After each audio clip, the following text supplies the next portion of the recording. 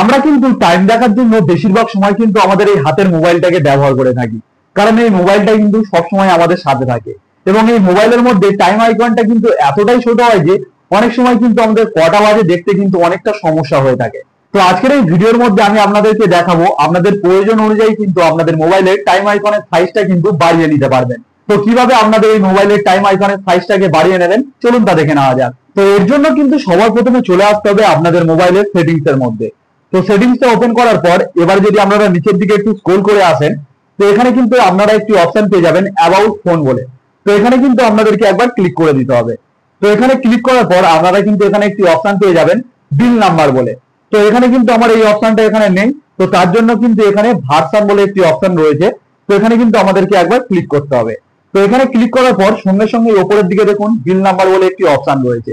তো এই বিল নাম্বারের উপরে যদি আমরা 10 থেকে 12 বার ক্লিক করে যাই, তো আমাদের কিন্তু ডেভেলপার অপশনটা কিন্তু অন হয়ে যাবে। তো আমার কিন্তু আগে থাকতে অন হয়ে রয়েছে, তাই কিন্তু এখানে দেখিয়ে দিচ্ছে। তো এবারে কিন্তু এখান থেকে ব্যাক করে দেবো। তো ব্যাক করার পর আবারও কিন্তু উপরের দিকে চলে আসবো এবং এখানে দেখুন যে সেটিংস এর সার্চের অপশনটি রয়েছে, এই সেটিংস এর সার্চের অপশনে গিয়ে সার্চ করব ডেভেলপার বলে। তো আমি এখানে সার্চ করছি ডেভেলপার বলে। তো এখানে দেখুন চলে এসেছে। তো এই ডেভেলপার অপশনে কিন্তু আপনাদেরকে একবার ক্লিক করতে হবে।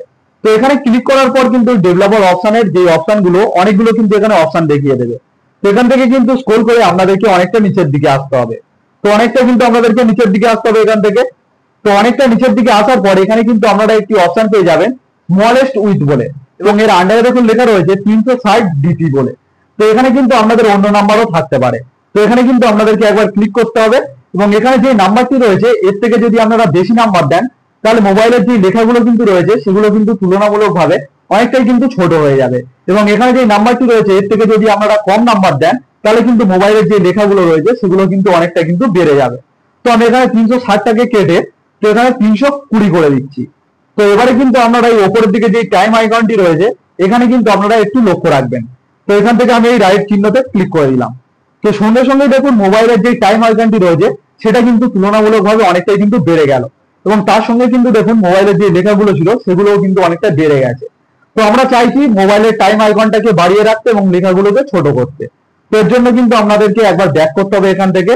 তো ব্যাক করে আসার পর মোবাইলের সার্চের অপশনে গিয়ে আপনাদেরকে লিখতে হবে ফন্ট বলে। তো আমি এখানে লিখছি FONT। তো এখানে ফন্ট লেখার পর এখানে যখন চলে এসেছে ফন্ট অ্যান্ড ডিসপ্লে সাইজ বলে। তো এই ফন্ট অ্যান্ড ডিসপ্লে সাইজে কিন্তু আপনাদেরকে একবার ক্লিক করে দিতে হবে। তো এখানে ক্লিক করার পর আমাদের দেখুন নিচের দিকে দেখাচ্ছে ফন্ট অ্যান্ড ডিসপ্লে সাইজ বলে। তো এখানে কিন্তু আপনাদেরকে একবার ক্লিক করতে হবে। তো এখানে ক্লিক করার পর কিন্তু আমরা যদি একটু স্ক্রল করে নিচের দিকে আসেন, তো এখানে দেখুন যে অপশনটি দেখাচ্ছে ফন্ট সাইজ বলে। তো এখানে কিন্তু আপনারা যদি কমিয়ে দেন তো এই লেখাগুলো কিন্তু আপনাদের কমে যাবে, এবার যদি বাড়িয়ে দেন তাহলে কিন্তু লেখাগুলো বড় হয়ে যাবে। তো এখান থেকে কিন্তু আপনাদের প্রয়োজন অনুযায়ী আপনারা কিন্তু আপনাদের টেক্সট সাইজটাকে কিন্তু অ্যাডজাস্ট করতে পারেন। তো আমি এখান থেকে কিন্তু এই সাইজটা রেখে দিলাম। এবার যদি আপনারা অ্যাপ্লাই ক্লিক করেন তাহলে কিন্তু আপনাদের এই মোবাইলের যে টেক্সট সাইজ সেটা কিন্তু অনেকটা কমে যাবে। তো আপনারাও কিন্তু ঠিক এইভাবে আপনাদের প্রয়োজন অনুযায়ী আপনাদের মোবাইলের টাইম আইকনটাকে কিন্তু বাড়িয়ে নিতে পারবেন। তো কেমন লাগলো আজকে আমার ভিডিওটি যদি হেল্পফুল হয় অবশ্যই একটি লাইক করে দেবেন আর এরকম ভিডিও পেতে আমার চ্যানেলটিকে সাবস্ক্রাইব করে রাখবেন।